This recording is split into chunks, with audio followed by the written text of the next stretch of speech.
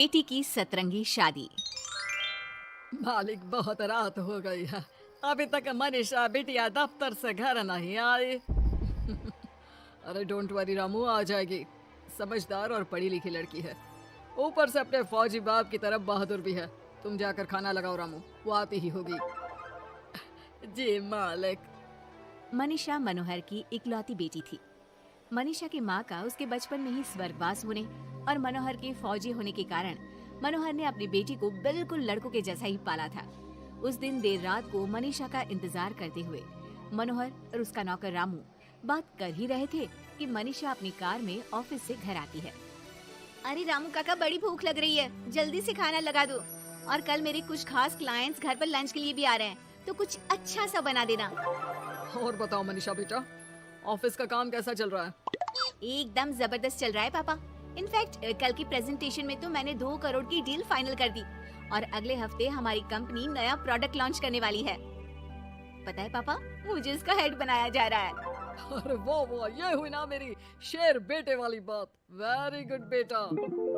रामू उस घर में पिछले 28 साल से नौकरी कर रहा था, तो वो घर के सदस्य जैसा ही था। रामू मनीषा को चिढ़ाते हुए कहता है, मनीषा बिटिया, आप कल बाजार से थोड़ी सब्जियां लेकर आओगी? कल तो आपके दफ्तर की छुट्टी भी है। काका, मैं आपको अपना मोबाइल दे देती हूँ, आप ऑनलाइन सब्जियाँ मंगवा लेना, मैं पेमेंट कर दूंगी। वो क्या है कि मुझे घर के कामों से थोड़ी एलर्जी है। ठीक है बिटिया। 2 हफ्ते बाद मनोहर को उसके दोस्त किशन का फोन आता है। अरे मनोहर, हमारी मनीषा बेटी के लिए एक बहुत अच्छा रिश्ता आया है। लड़का इंजीनियर है दुबई में। तू कहे तो बात आगे बढ़ाऊं?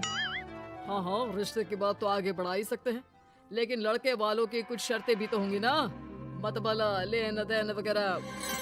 अरे यार, लेन देन जैसी तो कोई शर्त नहीं है उनकी।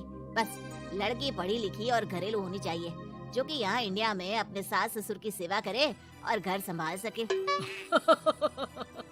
अरे यार किशन, तू तो मनीषा को जानता ही है, पढ़ी लिखी और जिम्मेदार तो है वो, लेकिन घर के नहीं बाहर के कामों में मुझे नहीं लगता कि वो मानेगी। लेकिन फिर भी मैं उसे पूछ के बताता हूँ तुझे। मनोहर अपनी बेटी से उसके लिए आए रिश्ते की बात करता है और उसे लड़के वालों की शर्त के बारे में भी बताता है, जिस पर मनीषा कहती है, पापा आप तो जानते हैं ना कि मुझे घर के कामों में कोई इंटरेस्ट नहीं है और आपने मुझे पढ़ा लिखा के अपने पैरों पे खड़ा होना सिखाया। क्या इस दिन के लिए कि एक दिन मैं शादी करके किसी का घर संभालूं? ना, मुझे नहीं करनी शादी वादी, आप मना कर दो उन्हें। इतना कहकर मनीषा घर से बाहर चली जाती है। रास्ते में उसे उसकी फ्रेंड का फोन आता है, जो उसे बाकी फ्रेंड्स के साथ एक रेस्टोरेंट में बुलाती है। मनीषा जाना तो नहीं चाहती थी, लेकिन उस रिश्ते की बात से हुए खराब मूड को बदलने के लिए वो चली जाती है। मनीषा और उसके दोस्त एक टेबल पर बैठे होते हैं कि उसकी नजर उसी रेस्टोरेंट में गिटार बजा रहे एक लड़के पर पड़ती है, जो मनीषा की फेवरेट धुन बजा रहा होता है। मनीषा झट से सारी बातें भूलकर उस गिटार की धुन में खो जाती है। थोड़ी देर बाद सब उस लड़के की परफॉर्मेंस पर तालियां बजाते हैं, तो मनीषा भी स्माइल करके तालियां बजाने लगती है। उसी शाम जब मनीषा घर जा रही होती है, तो उसे वही लड़का दिखता है जो रेस्टोरेंट में गिटार बजा रहा था। वो अपनी गाड़ी रोक कर उससे पूछती है कि हाय, तुम वही हो ना जो थोड़ी देर पहले रेस्टोरेंट में गिटार बजा रहे थे? I am so impressed with your talent. Actually वो मेरी फेवरेट धुन थी। जी थैंक यू, ये मेरा शौक भी है और इससे मेरी थोड़ी बहुत गुजारे लायक कमाई भी हो जाती है। अच्छा, और क्या करते हो? जी मैं कॉफी बहुत अच्छी बनाता हूँ, और कॉफी के अलावा भी बहुत कुछ। एक्चुअली मुझे खाना बनाने का बहुत शौक है और खाली समय में या तो मैं गिटार बजाता हूँ या फिर कुकिंग करता हूँ। इसी तरह बहुत देर तक बातें करते करते दोनों एक दूसरे को अपना नंबर देते हैं और फिर धीरे धीरे पहले उनके बीच गहरी दोस्ती और फिर प्यार हो जाता है। फिर एक समय आता है जब दोनों शादी करने का फैसला करते हैं। मनीषा अपने पापा को गौतम के बारे में सब बताती है।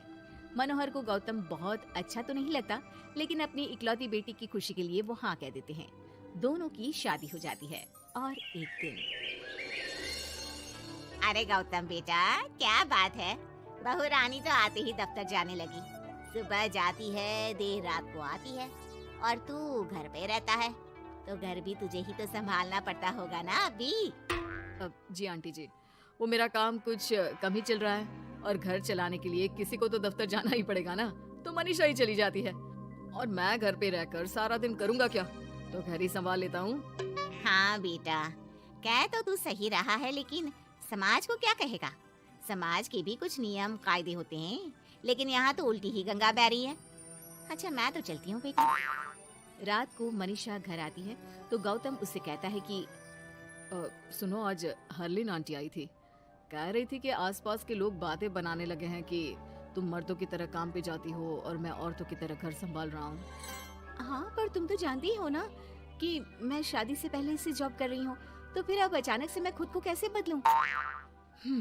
एक काम करते हैं, तुम कुछ महीनों के लिए घर से ही ऑनलाइन सारा काम कर लो और हो सके तो घर के काम ट्राई भी कर लो, और मैं बाहर जाकर अपने लिए पक्की नौकरी ढूंढता हूँ। मनीषा मान जाती है और फिर शुरू होती है उनकी नई दिनचर्या। ये लो गौतम, तुम्हारा नाश्ता, चाय और टोस्ट। ये टोस्ट है या किसी नक्शे का काला प्रिंट आउट? अरे मेरी माँ, चाय में चीनी डालते हैं, नमक नहीं। ठीक है, मैं क्या करूं? चीनी और नमक एक जैसी तो दिखता है ना। तुम्हें खाना है तो खाओ, वरना ऐसे ही जाओ।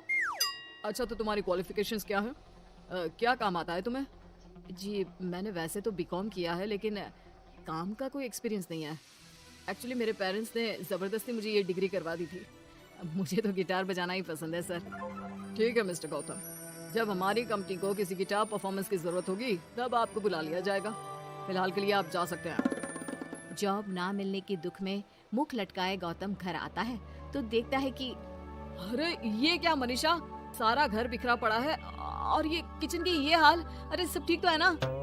सब ठीक है गौतम, बस मुझे भूख लगी थी तो सोचा कुछ बना के खा लूं, लेकिन मुझे कोई सामान मिल ही नहीं रहा था और फिर पता चला कि गैस भी खत्म हो गई है और मुझे सिलेंडर बदलना नहीं आता। अच्छा क्यों ना हम बाहर से ही खाना मंगवा ले? हाँ अच्छा ये तो बताओ, तुम इतने उदास क्यों लग रहे हो? अरे क्या बताऊं, मुझे नौकरी नहीं मिली, लगता भी नहीं कि मिलेगी कभी। दोनों उदास होकर एक दूसरे की तरफ देखते हैं, फिर थोड़ी देर बाद हंस पड़ते हैं। मुझे लगता है हमें वही काम करना चाहिए जो हमें अच्छे से आता है। कल से मैं ही ऑफिस जाया करूंगी। और मैं हमारा ये प्यारा सा घर संभालूंगा।